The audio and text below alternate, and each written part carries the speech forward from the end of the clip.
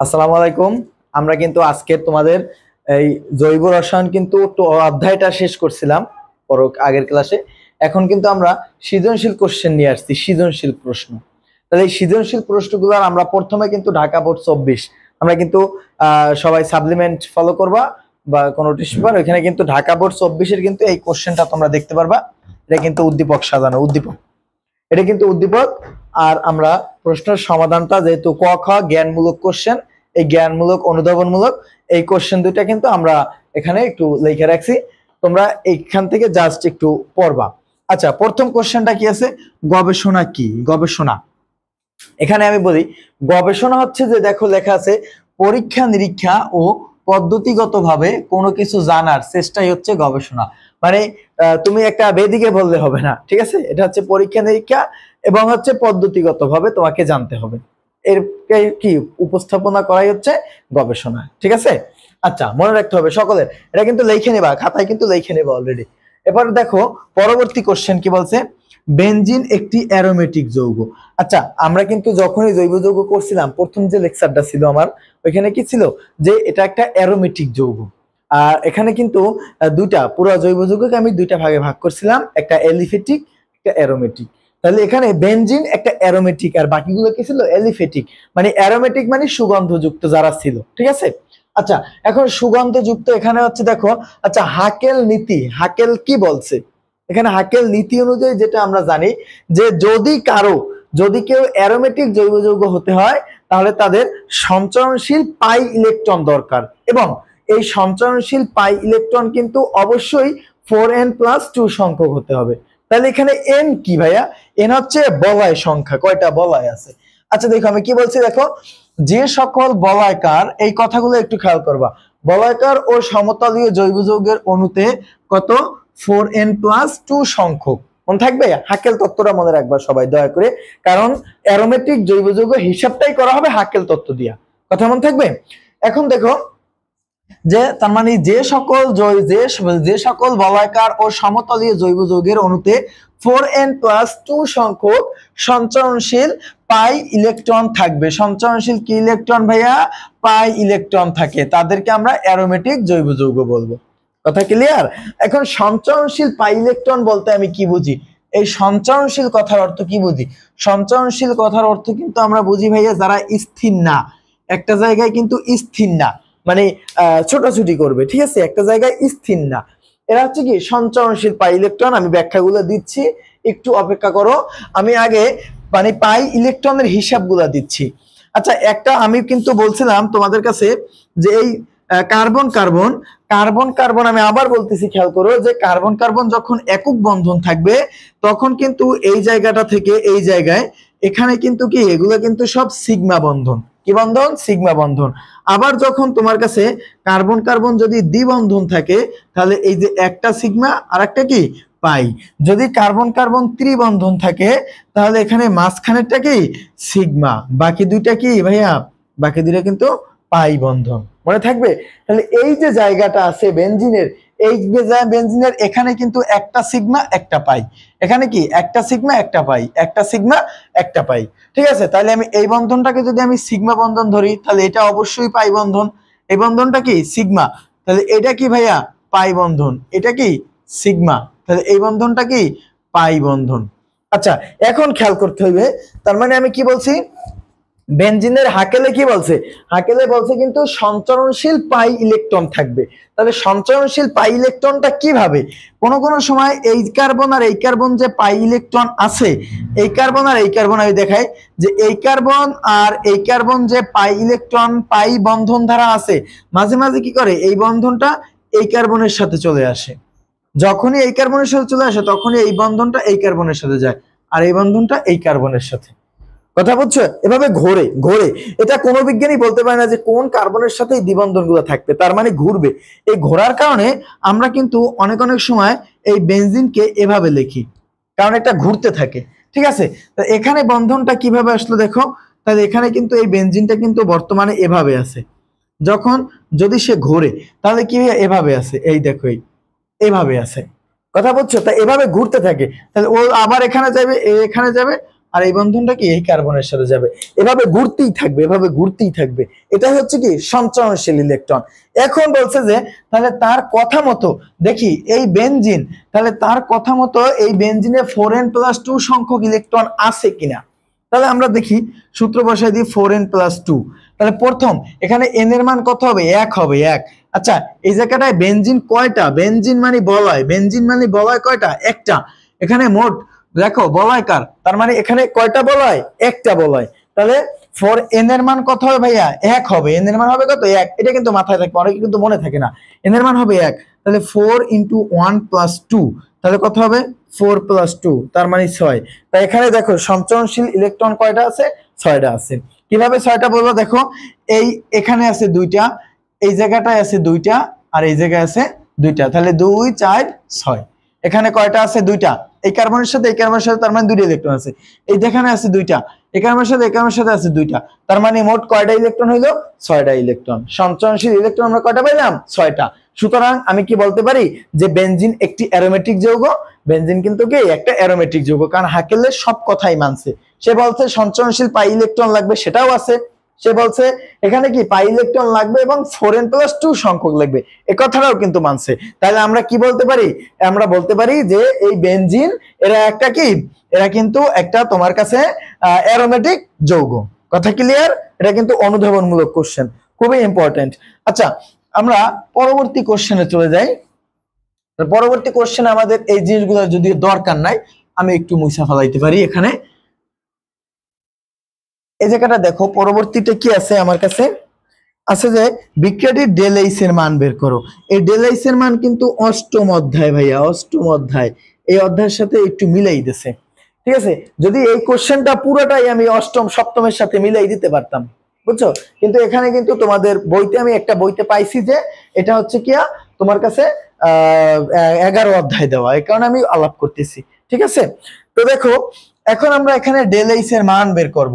তো ΔH এর মান বের করার গেলে আমার কাছে একটা সূত্র আগে মনে রাখতে হবে। সূত্র হচ্ছে কি, পুরাতন বন্ধন ভাঙার জন্য শক্তি, প্রয়োজনীয় শক্তি, আর নতুন বন্ধন গঠিত হওয়ার জন্য নির্গত শক্তি, দুটা কিন্তু আমার কাছে দরকার হবে। ঠিক আছে, ΔH এর মান একটা কি, আমরা দেখতে পারি যে পুরাতন বন্ধন ভাঙার জন্য প্রয়োজনীয় শক্তি, হ্যাঁ প্রয়োজনীয় শক্তি, আর হচ্ছে গিয়া মাইনাস, এটাকে আমরা ΔH1 বলতে পারি চাইলে, মাইনাস কি হবে, নতুন বন্ধন গঠিত হওয়ার জন্য নির্গত শক্তি। ঠিক আছে, নতুন বন্ধন গঠনে নির্গত শক্তি, এটা কিন্তু আমরা বলতে পারি ΔH2, এভাবে কিন্তু আমি বলতে পারি। আচ্ছা দেখো, তাহলে আমরা এখন আচ্ছা সবার প্রথমে কিন্তু আমাদের বিক্রিয়া কমপ্লিট করতে হবে, বিক্রিয়া দেখতে হবে। তো বিক্রিয়ায় কি আছে ভাইয়া, বিক্রিয়ায় কিন্তু আছে C2H6। আচ্ছা আমি বিক্রিয়াটা নিচে লিখে দিলাম, হ্যাঁ C2H6, আর এখানে আছে ক্লোরিন। এটা বিক্রিয়া করে কি হয়েছে, C2H5Cl এবং হচ্ছে HCl। আচ্ছা এটাকে আমি একটু গাঠনিক আকারে লিখি, হ্যাঁ তাহলে এই কার্বন, আচ্ছা এই দেখো এভাবে কিন্তু আছে, আর হচ্ছে ক্লোরিন, এই ক্লোরিন এভাবে আছে, আর এই জায়গাটায় কিভাবে আছে,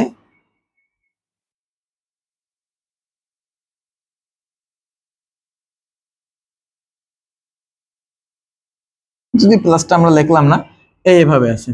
আচ্ছা এখন চিন্তা করো যে বলছে কি পুরাতন বন্ধন ভাঙার জন্য প্রয়োজনীয় শক্তি, তাহলে আমি ΔH1 ইউজ করতে পারি। আচ্ছা 1 ইউজ করলে এখানে এইটা না পুরাতন বন্ধন ভাইয়া, এই যে পুরাতন বন্ধন ভাঙার জন্য প্রয়োজনীয় শক্তি, আর ΔH2 কি নতুন বন্ধন গঠনে নির্গত শক্তি। তাহলে এখানে বন্ধন ভাঙছে কি কি, আমরা ওইটার দিকে তাকাবো। দেখো তো এই H ঠিক আছে, এই H ঠিক আছে, এই H কিন্তু ঠিক আছে, এই কার্বন কার্বন বন্ধনও ঠিক আছে, এই কার্বন হাইড্রোজেনও ঠিক আছে, কার্বন হাইড্রোজেন ঠিক আছে, কার্বন হাইড্রোজেন এই বন্ধনটা কিন্তু ভাঙছে, এই বন্ধনটা। তাহলে কার্বন হাইড্রোজেন বন্ধন ভাঙছে কয়টা ভাইয়া, একটা ভাঙছে। কার্বন হাইড্রোজেন এই বন্ধনটা ভাঙিয়ে এখানে কার্বন ক্লোরিন আসছে, বাকি সব কিন্তু ঠিক আছে। আচ্ছা একটা আছে।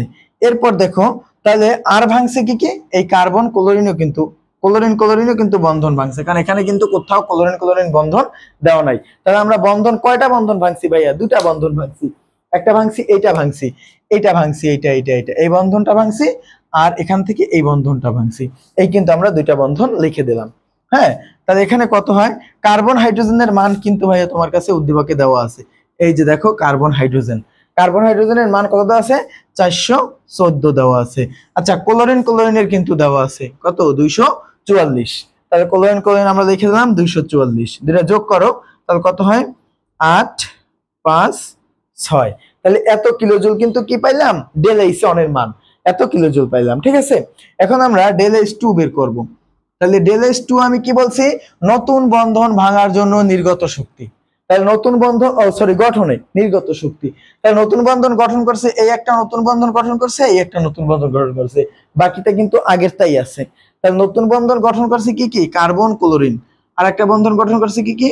হাইড্রোজেন আর ক্লোরিন। আচ্ছা, কার্বন ক্লোরিন ভাইয়া কত? এই যে দেখো 326। আর একটা কত আছে? হাইড্রোজেন ক্লোরিন কত? 431। হ্যাঁ, এখন দুইটা যোগ করে দাও তাহলে কত হয়? 7। আর কত হয়? 5। আর কত হয়? 7। এত কিলোজুল।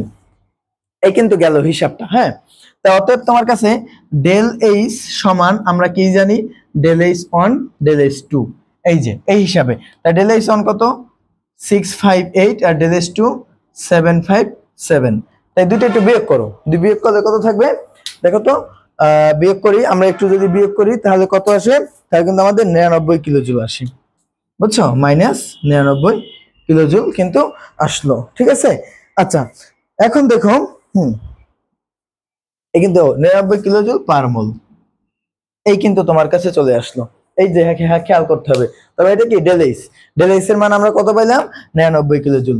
এই অঙ্কটা কত অধ্যায়ের ভাইয়া? আমি আবার লিখে দিচ্ছি, এটা কিন্তু অষ্টম অধ্যায়, অষ্টম রসায়ন ও শক্তি অধ্যায়ের নাম কি? রসায়ন ও শক্তি। এটা খেয়াল করতে হবে, বুঝছো?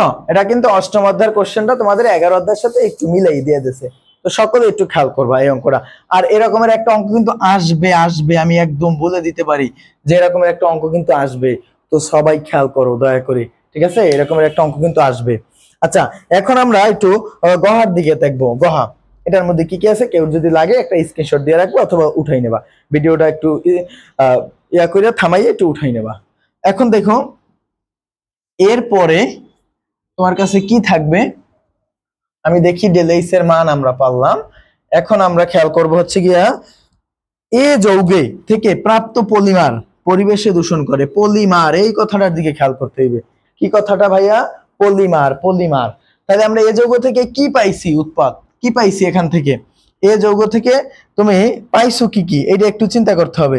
তাহলে এ কিন্তু এই, এখন এখান থেকে আমি কি পলিমার পাবো, এটার দিকে কিন্তু আমাকে একটু তাকাইতে হবে।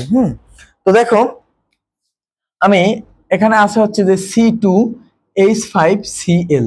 এখন এই জায়গা থেকে আমি কি একটা পলিমার পাই?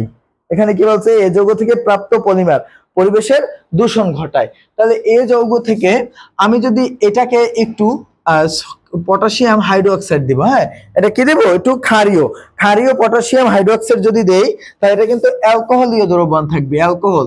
একটা কথা মনে রাখবা, যদি এগুলো ক্ষার যদি অ্যালকোহল থাকে তাহলে পানি তৈরি হবে, অ্যালকোহল থাকলে পানি তৈরি হবে, মনে থাকে যেন। তাহলে এটা কি তৈরি হবে দেখো, এখন এখান থেকে এই পটাশিয়াম আর ক্লোরিন এরা কিন্তু চলে যাবে। আমি বিক্রিয়া যদি একটু ভাঙ্গাই দেখাই তোমাকে, এই দেখো ক্লোরিন এইচ এইচ, এখানে কিন্তু এভাবে হবে এইচ এইচ এইচ, আর এখানে কি দাঁড়াইলো? কে ওএইচ। তো এরা কি করে? মূলত এই পটাশিয়াম এই ক্লোরিনকে নিয়ে চলে যাবে, লবণ হবে। এখানে কিন্তু কি হবে? লবণ হবে, পটাশিয়াম ক্লোরাইড। আর কি হবে? পানি হবে, পানি। তাহলে এই হাইড্রোক্সাইড এই হাইড্রোজেনটাকে নিয়ে চলে যাবে, এই হাইড্রোজেনটাকে নিয়ে কি তৈরি হইলো ভাইয়া? পানি তৈরি হইলো, পানি। তাহলে এরপরে বাকি এখানে কি থাকে? এখানে কিন্তু এভাবে পড়ে থাকে, মানে সি এভাবে থাকে, দেখো এভাবে থাকে কিন্তু, একটু মনোযোগ দিও। হ্যাঁ, এইভাবে থাকে নাকি? কারণ এই ক্লোরিনও চলে গেল, হাইড্রোজেনও চলে গেল, তাহলে এভাবে রইলো। এখন এই বন্ধন আর এই বন্ধন তারা পরস্পরে আকর্ষণ করবে, আকর্ষণ করে এই জায়গাটায় কি করে? দ্বিবন্ধন তৈরি করে। তাহলে আমরা এখানে কি লিখতে পারি ভাইয়া? CH2 দ্বিবন্ধন CH2, অথবা এটারে কোনো আমরা এভাবেও কিন্তু চাইলে লিখতে পারি। তাহলে এটা লিখলে আমি মনে করি বেশি ভালো হয়, এটা লিখলে বেশি ভালো হয়, মনে থাকবে? তাহলে এটার নাম কি ভাইয়া? এটার নাম হচ্ছে ইথিন। এটার নাম কি? এটার নাম কিন্তু ইথিন, এটা খেয়াল করতে হবে সবাইকে। এখন এই ইথিন থেকে আমরা কি পাবো, একটা পলিমার পাবো। ইথিন থেকে আমরা কি পাই মনে আছে, এটা কি পলিথিন পাই, পলিথিন। এখানে কিন্তু আমাদের কিন্তু এর উপর দিয়ে পলিমারকরণ থেকে কিন্তু ভিডিও করা আছে। তো দেখবা আমরা কি পাই, পলিথিন পাই। তা এটা গেল তোমার কাছে ইথিন, এই কিন্তু কি ইথিন। এই ইথিনকে যদি আমি উচ্চ চাপ এবং উচ্চ তাপ যদি আমি দেই, তাহলে তোমার কাছে কি তৈরি হবে, উচ্চ তাপ এবং উচ্চ চাপ। আমি এটা যদি খেয়াল করি, উচ্চ তাপ ও উচ্চ চাপ আমি প্রয়োগ করি এবং অক্সিজেনের উপস্থিতি যদি আমি প্রয়োগ করি, তাকে এখানে টাইটানিয়াম ক্লোরাইডও কিন্তু ইউজ করা যায়। হ্যাঁ, খেয়াল করতে হবে। তাহলে এই বন্ধনটা কিন্তু ভেঙে যায়, বন্ধনটা ভাঙে এভাবে তৈরি হয় CH CH, এই আউট অফ N এভাবে কিন্তু তৈরি হয়। মানে এই বন্ধনটা ভাঙে এপাশে চলে আসে, এটা এপাশে চলে আসে, এবার একটা চেইনের মতো অনেক বড় তৈরি হয়। মানে এটা এভাবে আসে CH, এবার হচ্ছে কি CH CH CH CH, এভাবে অনেক অনেক। তাই এত তো লেখা সম্ভব না, এখন আমরা একটা লিখে আউট অফ N দিয়ে দিছি। হ্যাঁ, পরে কি করছি আমরা N দিয়ে দিছি। এতটুকু একটু খেয়াল করতে হবে, সবাইকে একটু খেয়াল করতে হবে। আচ্ছা দেখো, এখন ও ওয়েট ওয়েট ওয়েট CH2, এ কিন্তু CH2 হবে, এই যে CH2। হ্যাঁ, এগুলো কিন্তু CH2 হবে।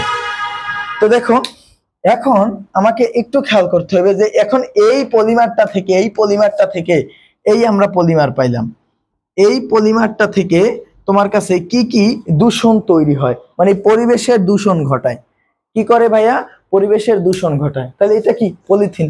তাহলে পলিথিন যদি আমরা মাটিতে ফালাই, তাহলে এটা কি মাটিতে কি পচে, এটা কিন্তু নষ্ট হয় না। তাহলে এটা দিয়ে আমরা কি হয়, মাটি দূষণ হয়। কি দূষণ হয় ভাইয়া, মাটি দূষণ হয়, পরিবেশের দূষণ হয়, গাছপালা হবে না, প্রকৃতি ধ্বংস হবে আস্তে আস্তে। যদি পলিথিন গুলো কি হয়, পলিথিন গুলো যদি মাটিতে ফালানো হয় বা পর্যাপ্ত পরিমাণ যদি এদিক ওদিকে ফালানো হয়, তাহলে কিন্তু পরিবেশটা প্রচন্ড দূষিত হবে। তুমি একটা জিনিস মনে রাখবে, কাঁচ কিন্তু মাটিতে নষ্ট হয়ে যাবে, মানে একটা সময় পচে যাবে, কিন্তু পলিথিন কিন্তু পচবে না, এটা খেয়াল করতে হবে। এই লেখাগুলোই কিন্তু তোমরা লিখে দেবা, ঠিক আছে। এরপরে এই পলিথিন যদি তোমার কাছে বাতাসে যদি সে বিক্রিয়া করে, হ্যাঁ, যদি অক্সিজেনের উপস্থিতি যদি সে বিক্রিয়া করে, সে কিন্তু কার্বন ডাই অক্সাইড তৈরি করে। কি তৈরি করে ভাইয়া, কার্বন ডাই অক্সাইড এবং পানি কিন্তু তৈরি করে। এই যে কার্বন ডাই অক্সাইড, এই কার্বন ডাই অক্সাইড কিন্তু পরিবেশকে গরম করে। কি করে ভাইয়া, পরিবেশকে কিন্তু গরম করে। আর কার্বন ডাই অক্সাইড যে ক্ষতিকর, এটা তো আমরা সকলেই জানি, ঠিক আছে। তাই এটা কি করে, পরিবেশকে গরম করে। তাহলে আমাদের কাছে এই দেখো ক্ষতিকর কার্বন ডাই অক্সাইড তৈরি করে, এই কথাগুলো কিন্তু তোমরা জাস্ট বাংলায় লিখে দেবা, বাংলায় মনে থাকবে। এটা কিন্তু তোমাদের জন্য একটা গহর উত্তর। তো এই গেল তোমাদের ঢাকা বোর্ড 2024 যে কোশ্চেনটা। এর পরবর্তীতে কিন্তু আমরা পরবর্তীতে অন্য বোর্ডের কোশ্চেনও কিন্তু করাই দেব, ঠিক আছে। তো এতটুকুই থাকবে আজকে তোমাদের জন্য। ধন্যবাদ সকলকে, সুস্থ থাকো, ভালো থাকো, আল্লাহ হাফেজ।